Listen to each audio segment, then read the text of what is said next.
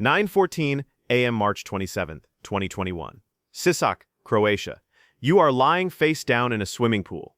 You have been here for 17 minutes. You have not breathed. At 17 minutes, something happens to the human body that no amount of training can prevent. The diaphragm, the muscle that controls breathing, begins to spasm, violently, like it's trying to tear itself free. Like your body has decided, enough. This ends now. You feel it, and you stay. Because somewhere above the water your coach is counting. Somewhere in the crowd, a Guinness official is watching a clock. And somewhere, always somewhere, is a thought that has nothing to do with records, or stopwatches, or the burning in your chest. A face, a name. Saša, you stay. Here's what nobody tells you about holding your breath for 24 minutes. It was never about the breath. Zagreb, Croatia, 1965. You are Budimir Šobat, and you have always been addicted to something. First it was basketball. You were good enough to win a Yugoslavian scholarship, then bodybuilding. You became a national champion in the newly formed Croatia. Strong, disciplined, relentless. Then it was alcohol. For years, Johnny Walker was the first thing you reached for in the morning.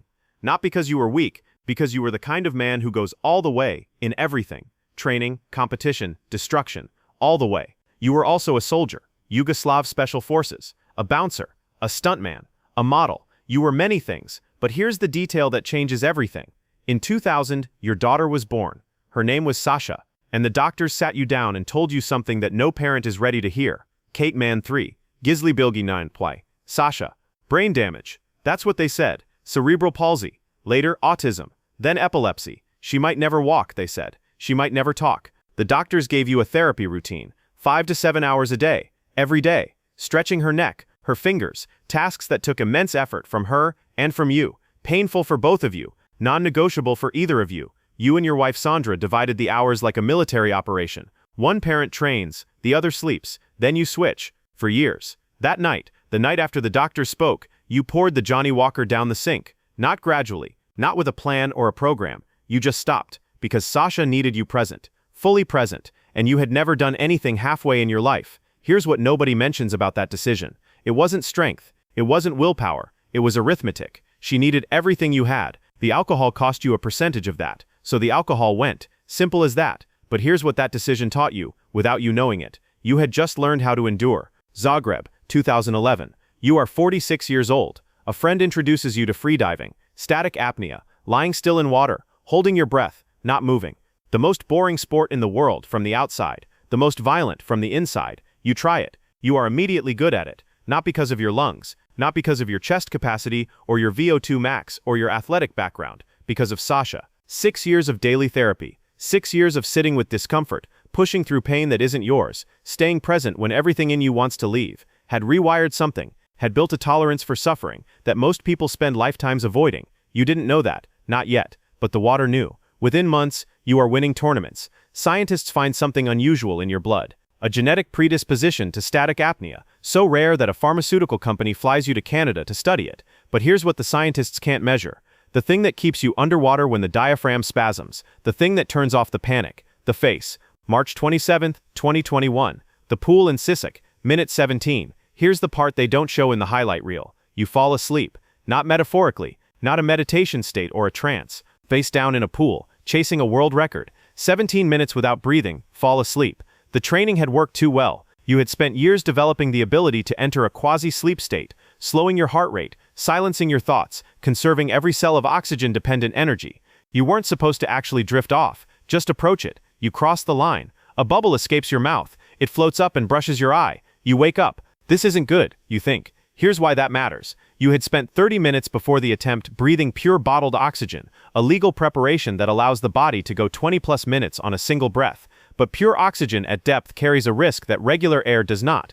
If you black out fully, completely, the oxygen can toxify. It can destroy blood vessels. It can tear through lung tissue. It can reach the brain. If you black out in this pool, you don't wake up the way you just woke up. You close your mouth. You stay. The diaphragm spasms again. Harder this time.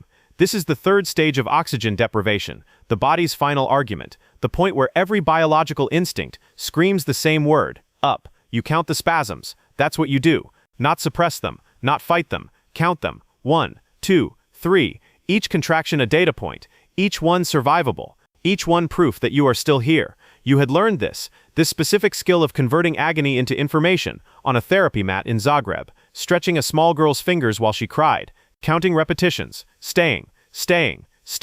Your coach signals, 17 minutes, which means 7 more. 7 minutes is nothing. 7 minutes is the drive to work. 7 minutes is a song. 7 minutes is, the diaphragm convulses again. You count it. And somewhere, at the edge of the dark, Sasha's face appears, not as a vision, not as a hallucination, just as a fact, a simple, irreducible fact that the panicking part of your brain cannot argue with. She gets up every morning, every single morning. With cerebral palsy and autism and epilepsy, she gets up. She doesn't stop. So, neither do you. If this story has you, if you felt that thing where someone else's pain becomes your fuel, hit subscribe. Every week we find another person who did something that shouldn't be possible. Another story underneath the record. This is just the beginning.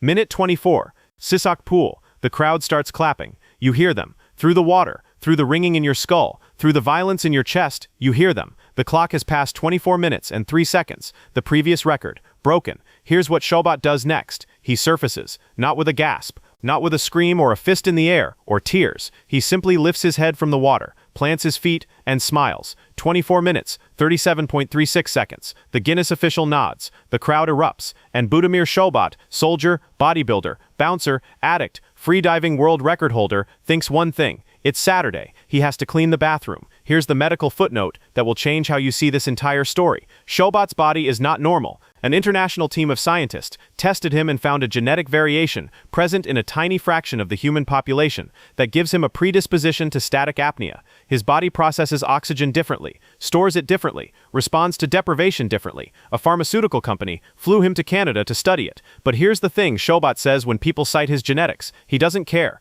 He started freediving at 46, smoking 40 cigarettes a day, overweight. He trained 6 days a week for years before the genetics became relevant. The gene was always there. The daughter made him use it. Let's stop here, because the record is 24 minutes and 37 seconds. That's what Guinness certified. That's what the stopwatch said. But that's not the number that matters. The number that matters is 21. That's how old Saša was when her father set the record. 21 years of daily therapy, of 5 to 7 hour sessions, of 2 parents dividing the hours of a day, like soldiers dividing a watch, of a man pouring his Johnny Walker down the sink at 2 a.m. and never looking back. 21 years of learning how to stay. Here's what nobody writes in the record books. Budimir Šobat didn't train for 24 minutes. He trained for 21 years. And the training ground wasn't a pool. It was a therapy mat in Zagreb, with a small girl who was told she might never walk or talk. Who walks? Who talks? Who was waiting in the parking lot when he came out. They didn't mention the record once. One more thing before we close. People ask Šobat about his secret, his technique, his breathing exercises. He tells them to close their eyes and listen for their heartbeat. Once you hear it, he says, you become calm, and then you are ready to fight the time. That's the whole system. No gadgets, no supplements, no altitude training, just silence and a heartbeat. And the decision to stay with what is. He learned that in the pool. He learned it first with Saša. Kapanish. Impact snap. Here is the final number. Most people can hold their breath for 60 seconds. The average trained athlete, 2 minutes. Elite freediver with years of training, 8 to 10 minutes. Budimir Šobat, 24 minutes, 37 seconds. That gap between 10 minutes and 24 isn't genetics. It isn't lungs. It isn't technique. It's a 21-year-old girl in a parking lot in Sisak. It's 5 to 7 hours a day on a therapy mat. It's a bottle of Johnny Walker poured down a sink at 2 a.m. It's a man who learned how to endure discomfort for someone else's sake and then couldn't turn it off. Budimir Šobat didn't become the greatest breath holder in history because he wanted to be. He became it because his daughter needed him to become the kind of man who doesn't stop. The record is a side effect. The question I'll leave you with, what are you capable of, not for yourself, but for someone else? Because according to one man in a pool in Croatia, the answer is longer than you think, a lot longer. If this story landed, subscribe. Every week, another impossible person, another story underneath the record. We'll see you in the next one.